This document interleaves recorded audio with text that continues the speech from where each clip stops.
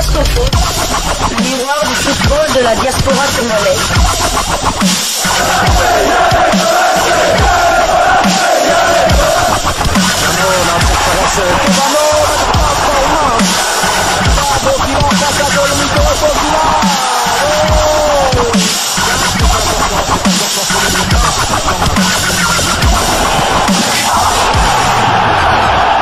Diascofoot, le miroir du football de la diaspora congolaise. Vous êtes sur Diascofoot, le miroir du football de la diaspora congolaise. Nous sommes heureux de vous savoir très nombreux en train de suivre votre chaîne YouTube dédiée uniquement aux footballeurs de la diaspora congolaise. Et pour le numéro d'aujourd'hui, c'est en Turquie que nous allons.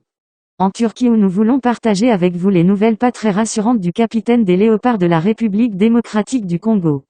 Blessé le 12 septembre 2021 lors du match de Fenerbahçe contre Sivasspor, on se souvient que les Léopards avaient dû se passer de leur capitaine lors des matchs des éliminatoires de la Coupe du Monde du mois d'octobre et novembre dernier.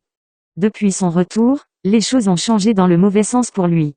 Alors qu'il était titulaire indiscutable au sein de la défense, l'entraîneur portugais Vitor Pereira a été limogé. Non sans conséquence. En effet, depuis son retour, le défenseur congolais n'a disputé que 48 minutes soit, un match sur les 11 derniers matchs de Fenerbahçe soit environ 990 minutes de temps de jeu. Le seul match que notre défenseur a disputé dans son intégralité, c'était lors du stage des Léopards au Bahreïn. Avant hier, l'international congolais Marcel Tisserand a retrouvé les terrains lors de la défaite du Fenerbahçe face au Slavia Prague. Remplaçant, le défenseur international congolais est entré en jeu au début de la seconde période lorsque son club était déjà mené 0-1. Les Canaries ont été battus à domicile 2-3 au match aller des 16e de finale de la Conference League. Le match retour est prévu pour le jeudi prochain en République tchèque. Seule une victoire peut leur assurer une qualification.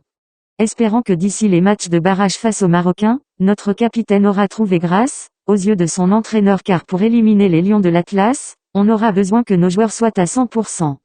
Surtout nos défenseurs car on le sait, avec les Marocains qui se projettent rapidement en attaque, ils seront très sollicités. Restons en Turquie où il y a eu retrouvailles entre deux internationaux congolais, anciens du Standard de Liège. 26e journée de Super League turque. Konyaspor de Paul-José Mpoku a arraché un match nul contre Kazim Passa de Jackson Muleka. Au terme d'une rencontre équilibrée et très prolifique en but, Konyaspor a arraché le point du nul à la dernière seconde du temps additionnel. Les deux formations se sont neutralisées sur le score de 4 buts partout. Remplaçant avec leur club, Paul-José Mpoku et Jackson Muleka ont fait leur entrée en jeu respectivement à la 64e et 67e minute de jeu. Konyaspor reste deuxième après ce match nul, alors que Kazim Passa occupe provisoirement la 13e place mais pourrait chuter à la 17e en cas des victoires de ses poursuivants directs. Quittons la Turquie, allons en France. En France plus particulièrement à Lens où Gaël Kakuta reste une plaque tournante indispensable. L'importance de Gaël Kakuta dans le réveil lensois n'est plus à rappeler. Meilleur joueur du club artésien la saison dernière, celui qui s'est imposé comme leader technique du RCL a toujours de la cote dans le vestiaire malgré un début de championnat mitigé. Jadis critiqué pour sa nonchalance dans les efforts, Gaël Kakuta joue désormais un rôle important dans la créativité de l'équipe et aussi dans l'aspect défensif. Il fait des efforts, précise Franck Haïs, l'entraîneur de Lens. Cependant, étant donné que la créativité amène de déchets, mais je lui demande cette créativité, cette spontanéité, je le veux sur ses points forts. Il enchaîne, c'est bien. Mais je ne lui demande pas non plus de faire 95 minutes, j'ai des joueurs pour amener de la fraîcheur à certains moments du match il renchérit en faisant allusion aux sorties régulières de son meneur de jeu avant la fin des matchs.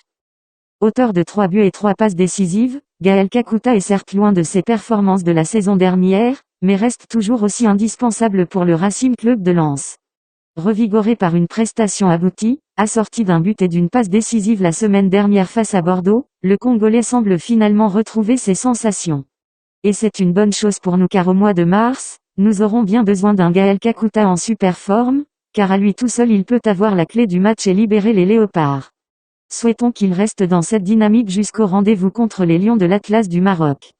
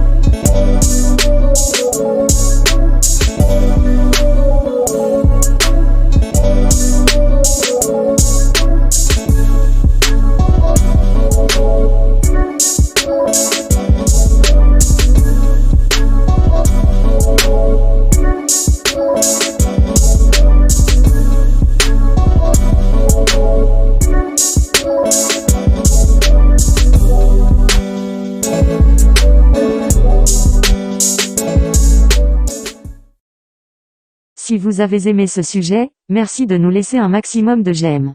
N'oubliez pas de partager avec nous votre point de vue en nous laissant un commentaire. Abonnez-vous sur cette chaîne si vous êtes nouveau ou ancien, et que vous ne vous êtes pas encore abonné. N'oubliez pas non plus d'activer la petite cloche de notification qui apparaîtra lorsque vous vous serez abonné. Merci encore de nous avoir suivis.